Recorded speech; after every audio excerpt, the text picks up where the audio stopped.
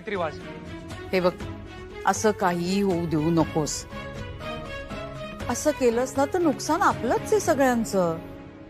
आजी पण तुला कळतंय ना. हे बघ, ती विचित्र पाऊल उचलते हे आपल्याला कळतंय ना आपल्याला. मग तू जर का असं वागत राहिलास तर ती असंही म्हणायला पुढे मागे बघणार नाही विक्रांत की तिने विचित्र पाऊल उचललं कारण तू वागलास असं. हे बघ, मला एवढंच म्हणायचंय, तिच्या आयुष्याचं जे काही बरं वाईट होणार आहे ना ते तिच्यामुळे होणार आहे, पण त्याचं खापर तिने तुमच्यावरती फोडलेलं मला चालणार नाही, आवडणार नाही. येतंय लक्षात? अगं पण मी असा गप्प राहिलो ना तर जीव जाईल माझा. विक्रांत, थोडासा धीर धर ना. धीराने घ्या ना तुम्ही सगळेजण. किती तास उरलेत सांग? थोड्याच वेळामध्ये काय चित्र आहे ते स्पष्ट होईल ना. आणि बघ, तिला आनंद साजरा करायचा आहे ना, मग करू दे. पुढे काय होणार आहे ते बघूया आपण. बर, मला सांगा, अमूल्य आणि वेदांत त्यांचं काय? येणार आहेत ना ते? काय ग?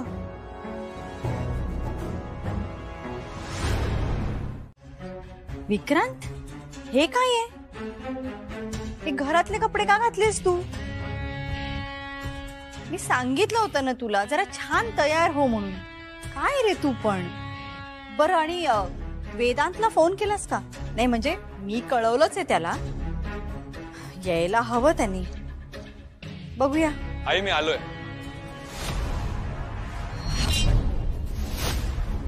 वेदांत, 100 वर्ष आयुष्य आहे तुला. मला खूप बरं वाटतंय तुला बघून. मला वाटलं तू येतोस का नाही तू आईच्या आनंदात सहभागी व्हायला, पण आलास.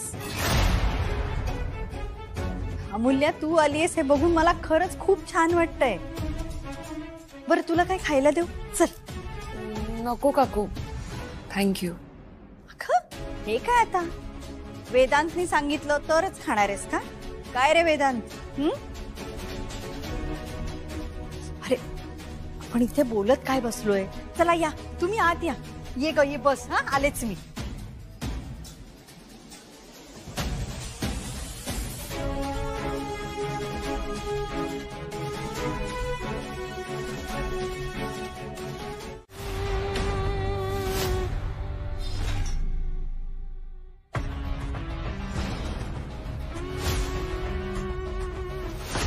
छान वाटतं तुम्हाला सगळ्यांना बघून.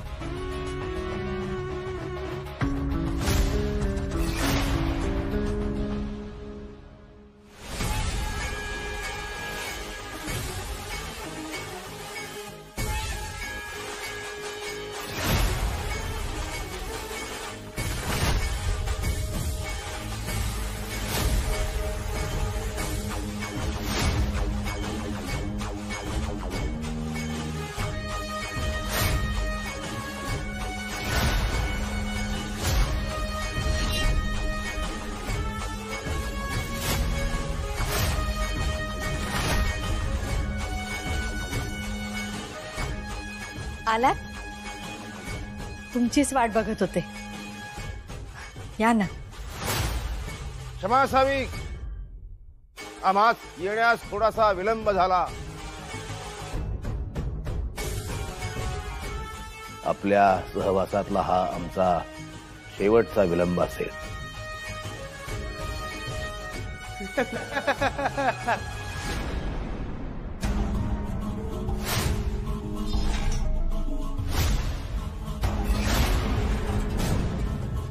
आलेत का सगळे? मित्र, आप्तेष्ट, आप्त स्वकीय? हो तर सगळे आलेत. चला तर मग, चांगल्या कामाला विलंब कशाला. शुभस्य शीघ्रम. काय झालं? आद्या, चल ये ना, मदत कर ना मला. पाहुण्यांना खायला देऊया आपण. अगं चल. काय ग तू? आपलंच घर समजा. या प्लीज, या ना. हा,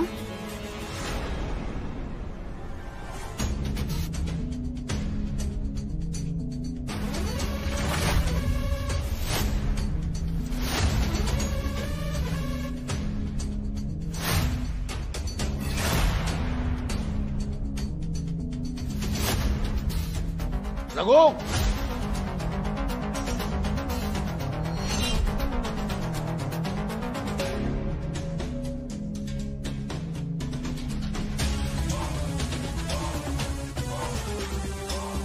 मी आलेच.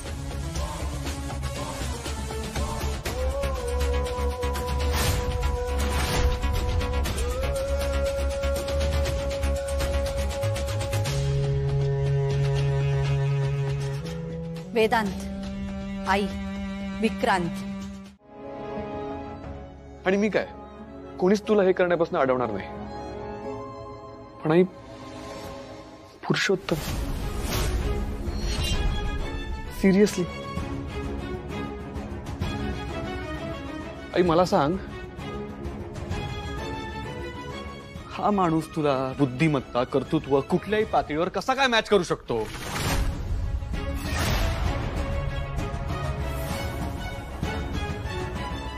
वेदांत वानखेडे, तुम्ही अपमान करताय माझा. ते अतिशय वाईट परिणाम तुम्हाला भोगावे लागते.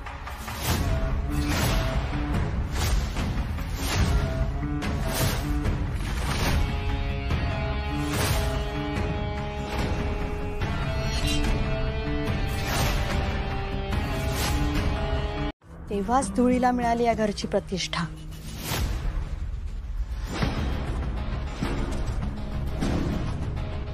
विक्रांतचं लग्न होण्यासाठी अमूल्य आणि वेदांतनी जेव्हा प्रेमाचं नाटक केलं,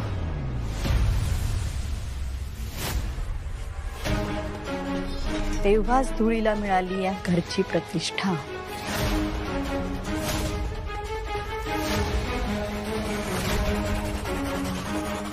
एक मिनिट, काय म्हणालीस तू? या दोघांनी प्रेमाचं नाटक केलं? हो आई, आत्तापर्यंत मी तुला काहीच सांगितलं नाही, कारण मला लाज वाटत होती. ह्या घराण्याची जी काही बेआबरू झाली आहे ना, ती मी या मुठीमध्ये बंद करून ठेवली होती.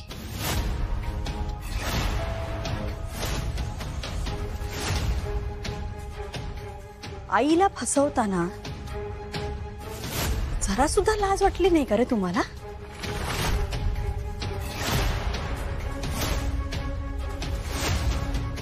तुम्हाला काय वाटलं? आईच आहे, आरडाओरडा करेल, अबोला धरेल, नंतर काय सगळं व्यवस्थित होईल. आत्तापर्यंत कायम मनमानी कारभार केलात तुम्ही, आणि आता मी लग्न करण्याचा निर्णय घेतल्यावर मला कारण सांगताय?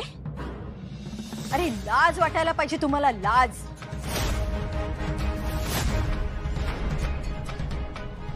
माझ्या संस्कारांचा, आपल्या नात्याचा, माझ्या विश्वासाचा वारंवार खून केलाय तुम्ही. अरे जनाची नाही तर मनाची तरी लाज राखायची रे. नूतन, जरा बोलू का मी? बोल, तूही बोलून घे. आज सगळ्यांनी आपल्या मनातली गरळ होता एकदाची, म्हणजे तुमची खरी रूप तरी दिसतील मला.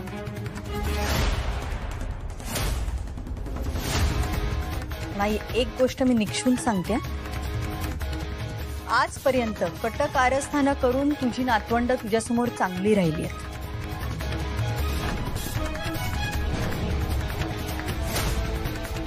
आणि मी उघड उघड विरोध केला म्हणून कायम वाईट ठरले. कारण पोटात एक आणि ओठात एक. आपल्या मुलीची का नाही? जिवंतपणीच तिला नरक यातना भोगायला लावतात. त्यांच्याशी असं बोलायचं नाही का? आणि बस झाला तेवढा तमाशा पुरे. तुम्ही आत्ताच्या आत्ता इथून गेला नाहीत ना तर काय कराल?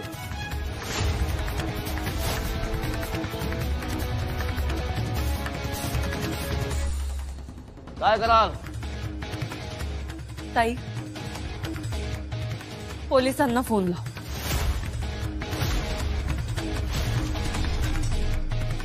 काय सांगाल पोलिसांना? चोरी केली आहे मी, घर फोडलंय तुमचं, डागा टाकलाय.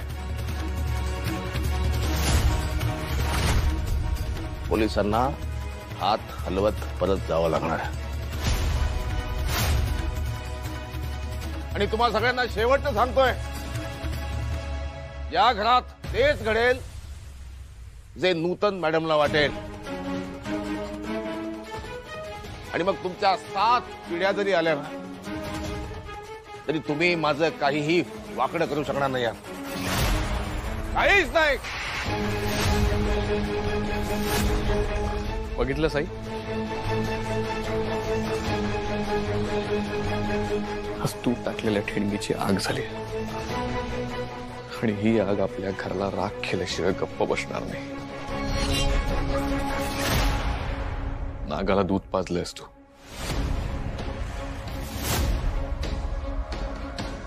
आणि आता या नागाने फणा काढायला सुरुवात केली.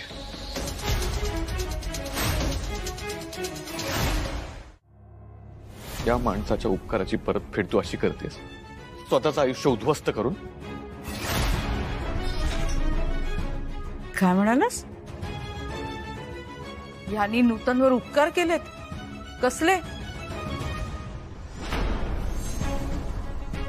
असं तिला वाटतंय. वेदांत प्लीज. थांब, आत्ता गप्प बसून चालणार नाही. तुला काय वाटतंय? मला काहीच माहिती नाही.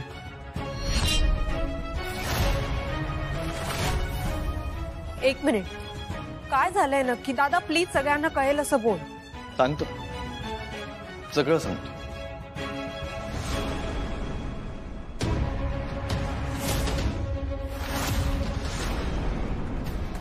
या माणसाने निवृत्ती डुमरेचा खून केला आणि त्या खुनासाठी तो जेलमध्ये होता. आणि आईला वाटतं हेच उपकार केलेत त्याने आईवर.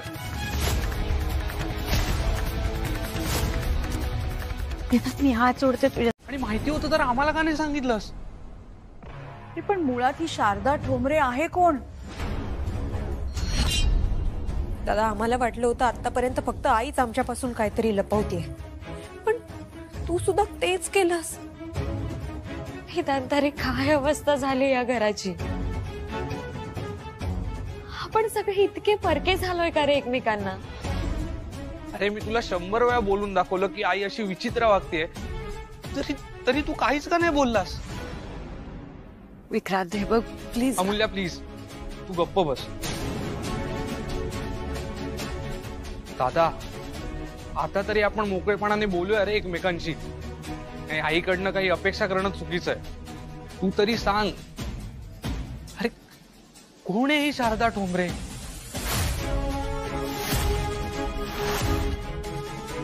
वेदांत, तुमच्या कुठल्याच प्रश्नाचं उत्तर मी आता नाही देऊ शकत. अरे ही काय पद्धत आहे दादा? आता मी सांगितलं ना, मी तुमच्या कुठल्याच प्रश्नाचं उत्तर आता नाही देऊ शकत. हा विषय इथेच संपला.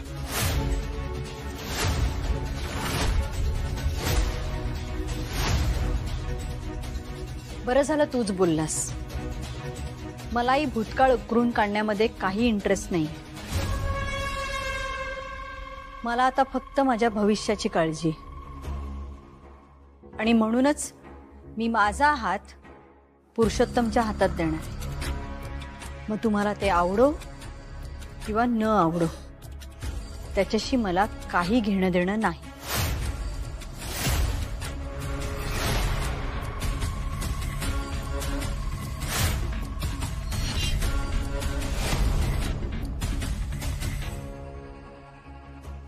नाही, माझा जीव गेला तरी मी हे करते. वेदांत, दादा, अरे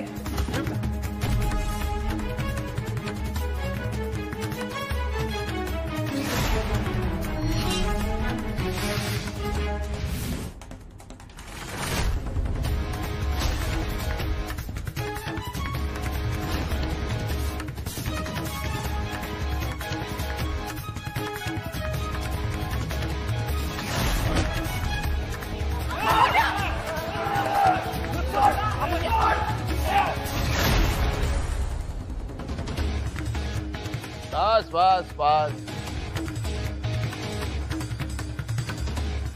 चला मॅडम, आपण आपला सोहळा उरकून घेऊ. ऐक ना माझं प्लीज. हे बघ, तू तू आमच्या घरी ये, आपण हॉलमध्ये बसूयात. मी तुझ्याशी गप्पा मारेन, तू माझ्यावर चिडचिड कर, म्हणजे तुलाही बरं वाटेल. तुला एकदा सांगितलेलं कळत नाही?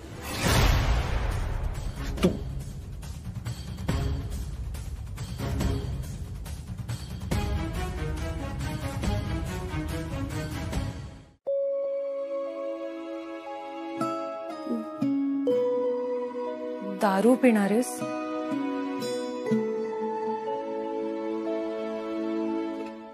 इच्छा तर खूप आहे, पण नको. कारण काय आहे ना, जर मी दारू प्यायलो ना, मग त्याच्या घरी जाऊन मी त्याचं काय करीन ना ते मला.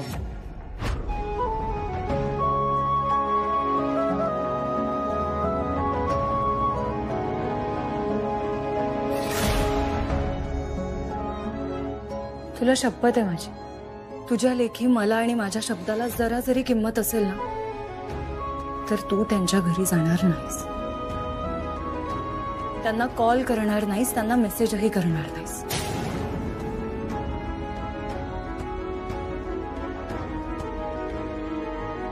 नाही करणार. असं नाही, तू मला प्रॉमिस कर.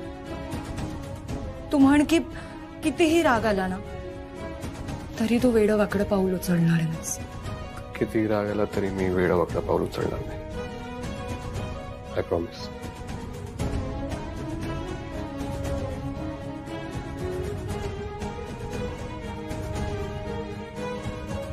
मी समजू शकते वेदांत, ह्या अशा परिस्थितीत तुझ्यासाठी शांत राहणं किती कठीण.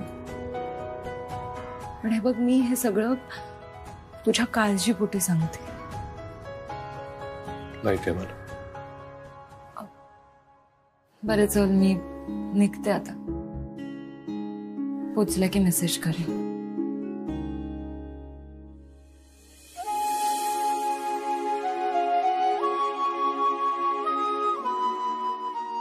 ह्यातून नक्की काहीतरी मार्ग निघेल.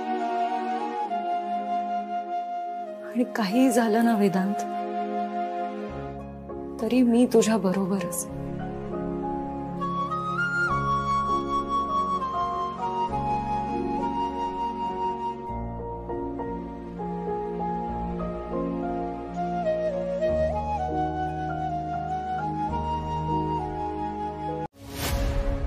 त्यांचं भलं कशात आहे आणि कशात नाही हे मला जास्त समजतं, आणि ते मी ठरवणार. हा फक्त माझा निर्णय असेल. तुझा त्यांच्याकडे बघण्याचा दृष्टिकोन खूप वेगळा आहे, कारण तू त्यांची आजी आहेस, आणि माझा वेगळा आहे, कारण मी त्यांची आई आहे. नूतन, मला ना या विषयावरती आता वादच घालायचा नाही, कारण आपण मूळ मुद्द्यापासून भरकटत चाललोय. मला फक्त एवढं सांग, त्या नराधमाशी लग्न करण्याचा घाट तू का घातलास? अगं नेमकं काय हवंय तुला? का अमूल्याशी लग्न करणार नाही असं वेदांतनी सांगितलं की तू तुझा हट्ट सोडणार आहेस? की आता विक्रांतला जाऊन सांगू की आरतीला सोड, म्हणजे तू तुझा हट्ट सोडशील? काय हवंय काय तुला? नाही नाही, आरती आणि विक्रांतचं राहूच देत. कारण काय आहे, मी विक्रांतला काही बोलले आणि त्यांनी काही वाकडं पाऊल उचललं तर तुम्ही परत मलाच दोष द्याल. हा, पण वेदांतनी अमूल्याबरोबर लग्न करण्याचा विचार मनातून काढून टाकला तर मी पुरुषोत्तम बरोबर लग्न करण्याचा विचार माझ्या मनातून काढून टाकेन. हो, पण फक्त तुम्ही विनवणी करताय म्हणून मी ही एंगेजमेंट मोडेन असं अजिबात समजू नका. अगदी साधा सरळ डील आहे. मी जर पुरुषोत्तमला विसरावं अशी तुमची इच्छा असेल तर वेदांतला अमूल्याला विसरावंच लागेल.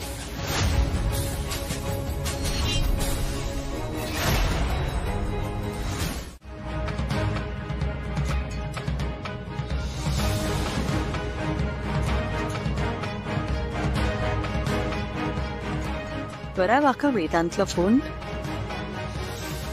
आणि काय सांगणार आहे मी त्यांना?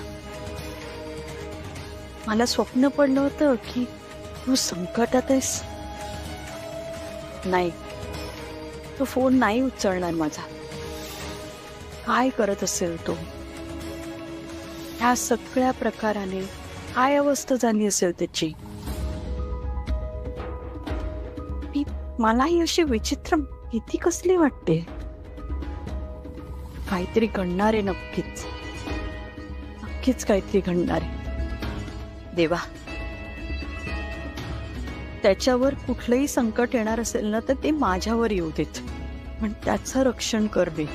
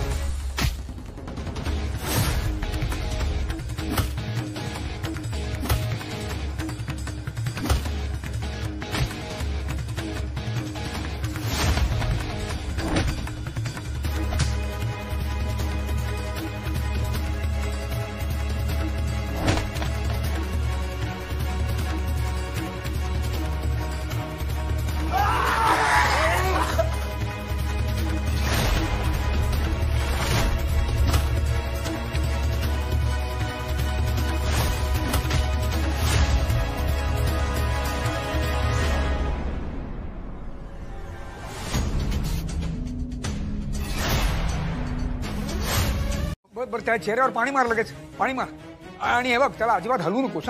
हा, त्याचं काही हार्टबीट मोडलं असेल, काही फ्रॅक्चर वगैरे असेल तर आपल्याला काही माहिती नाही, कॉम्प्लिकेशन्स येऊ शकतात. आणि पाणी अजिबात पाजवू नकोस ना त्याला. हा, मी पोहोचतोच, लगेच पोहोचतो मी. ओके? आणि शांत हो बा, शांत हो. आलोच मी. हो.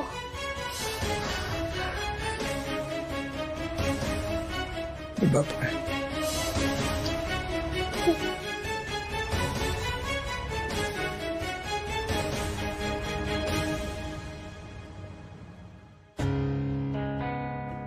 आपल्याला ताबडतोब त्यांना हॉस्पिटलला शिफ्ट करायला लागेल.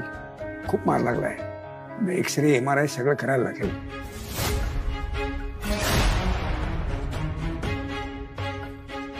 ए बाळा, तू रडू नकोस. रडणं थांबव आधी, रडणं थांबव. मी ॲम्ब्युलन्स बोलून घेतोय. अण्णा, आपण त्याला कोणत्या हॉस्पिटलमध्ये नेतो? म्हणजे 7 स्टारला घेऊन जाऊया आपण. हा, एक मिनिट. हॅलो, मी डॉक्टर अण्णा तुंपलवर बोलतोय. मी रामदास पेठेतून बोलतोय. जरा इथे एक ताबडतोब ॲम्ब्युलन्स पाठवून द्या. एक पेशंट इथे जरा गंभीररित्या जखमी झालाय. ताबडतोब त्याच्यावरती उपचार करायला लागतील आपल्याला. हो हो, एक्सरे, MRI सगळं करायला लागेल. तुम्ही एक काम करा, एक रूम ताबडतोब तयार करून ठेवा. हां, मी पेशंटला घेऊन ताबडतोब पोहोचतो तिकडे. हां, हो हो हो. त्यानंतर ते बाकीचे सगळ्या फॉर्मॅलिटीज मी तिकडे आल्यावर कम्प्लीट करतो ना. डोंट वरी.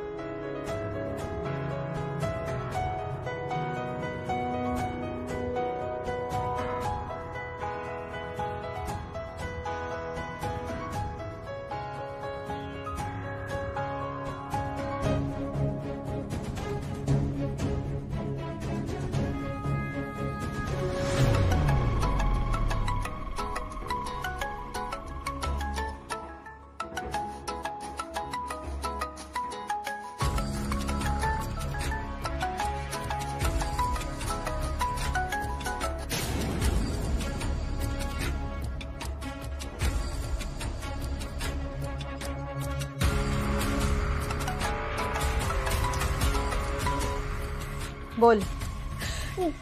काकू खूप मोठा प्रॉब्लेम झालाय. काय झालंय? वेदांत दारू पिऊन आलाय का परत? काय झालंय काय?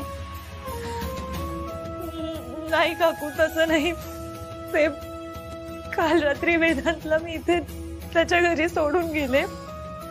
रात्रभर तो एकटाच होता. 1 मिनिट, पटकन काय ते बोल, मला प्रस्तावना नकोय. आईला सांगायची काय गरज होती? गरज होती वेदांत. अरे आई आहे ती तुझी. तुला दाखवत नसतील त्या, पण तुला साधं खरचटलं जरी ना तरी काळजाचा ठोका चुकतो त्यांचा, मला माहितीये. तुझ्या बाबतीत कुठलीही गोष्ट जाणून घेण्याचा हक्क आहे त्यांना. रादर सगळ्यात पहिला हक्क आहे. त्यामुळे मला असं नाही वाटत की मी त्यांना इथे बोलवून कुठलीही चूक केली. डॉक्टर, काळजी करण्यासारखं खरंच काही नाहीये ना. नाही म्हणजे गरज पडली ना तर आपण त्याला मुंबई, दिल्ली, अगदी परदेशात सुद्धा घेऊन जाऊ. नाही, त्याची काही गरज नाहीये. नक्की ना? हो नक्की. हे बघा, त्याच्यावर जे वार झालेत ना ते वेल इंटेन्शन आहे, म्हणजे ऍक्सिडेंटली किंवा चुकून झालेले नाहीये. त्यामुळे जखमा बऱ्यापैकी खोल आहेत. पण मग आता ऐकून घ्या, जखमा खोल आहेत म्हणजे त्या भरून निघणार नाहीत असं नाही. लॉंग लास्टिंग असे डॅमेज काही झालेलं नाहीये.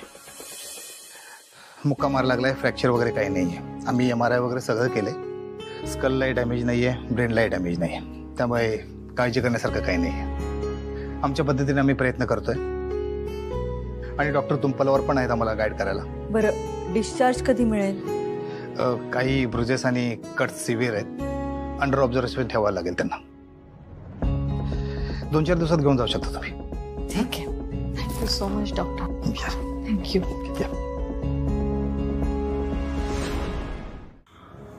मूल्य,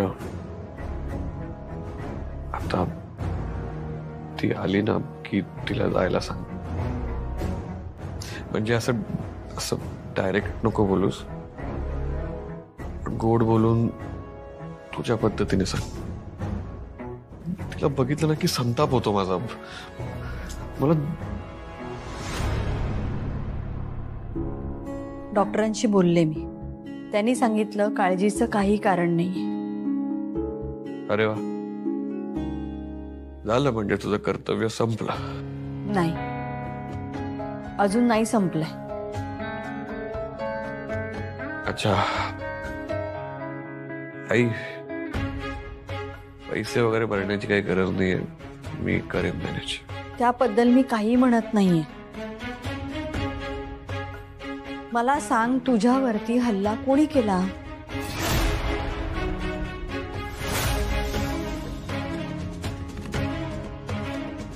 त्याच्याशी तू परवा रिंग सेरेमनी केलीस ना, अर्धवट झोपेत होतो म्हणून, तर सोडलं नसतं मी त्यांना. त्यांची आताही धडगत नाही. ती माणसं पुरुषोत्तमची असू देत नाही तर देवाची असू देत, मी त्यांना असं सोडणार नाही. वेदांत, अरे मी स्वतःला तोडवून घेऊ शकते, पण तुझ्या अंगावरती एक ओरखडा जरी आला ना, मी नाही सर.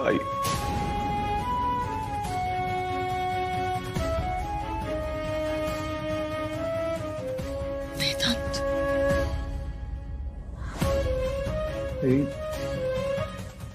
इतकं वाटतं ना तुला माझ्याबद्दल? का करतेस हे लग्न? थांबव ना हे सगळं प्लीज. अगं त्या पुरुषोत्तमला ना मी माझ्या पद्धतीने धडा शिकवेन बघ. तू जरी आश्रयात असलीस ना तर खूप कठीण होऊन बसेल का हे सगळं. नको ना करूच हेच लग्न प्लीज. तू अमूल्यशी लग्न करू नकोस, मी त्यांच्याशी करणार नाही. चालेल? हे असं वागून ना आहेस त्याहून एकटी पडशील का तू? का खेळतेस स्वतःच्या आयुष्याशी? का आग लावून घेतेस तुझ्या सोन्यासारख्या घराला? काय हवंय तुला? हा, काय हवंय? कळेल. लवकरच कळेल.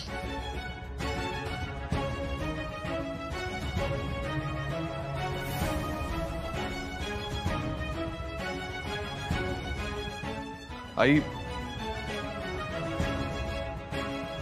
तू काही वेडवाकडं. वेदांत, मेलेलं कोंबडं आगीला भीत नाही. काही हिशोब राहिलेत ते चुकते करायचेत आणि ते झाल्याशिवाय मी शांत बसणार नाही. रिक्वेस्ट करतो तुला, माझ्या हल्ल्याचा सूड घ्यायची गरज नाहीये. मी समर्थ आहे. तुला काही झालं वेदांत,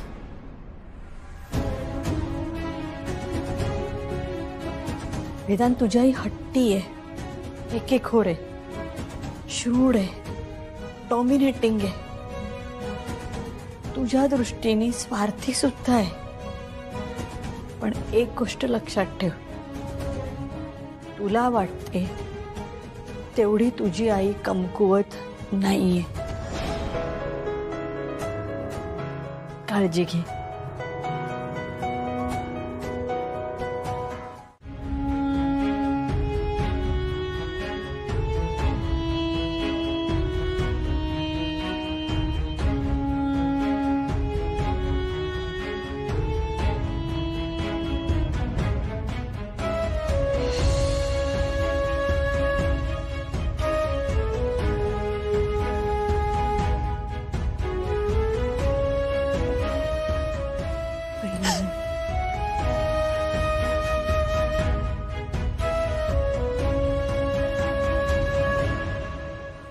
अमूल्य, काय होऊन बसलंय ग हे सगळं? दादाच्याच बाबतीत का होतंय असं? आणि तू नको बरं रडूस.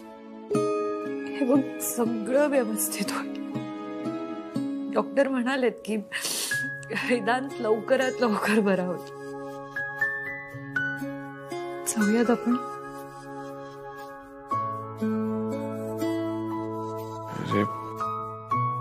दादा, दादा कसा आहेस तू? काय खूप दुखतंय का रे? खूप नाही दुखत आहे, थोडस. तुला हे असं बघायची सवय नाहीये रे वेदांत. आद्या, आई, हे दादा. आद्या, काय आहे? रडायचं नाही असं. आणि तू रडून तुझा दादा बरा होणार आहे का? हा, त्याला आवडणार नाही तू रडलेलं. ये, हे बघ, तो लवकर बरा होणार आहे. डॉक्टर येऊन गेले का? हो.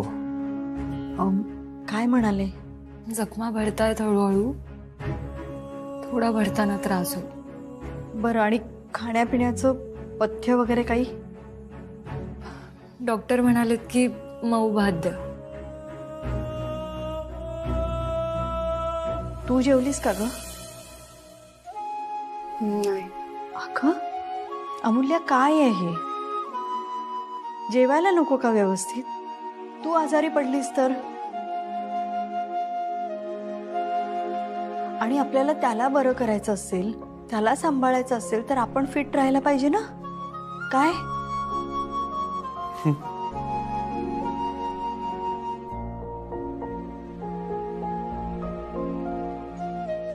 काय रे?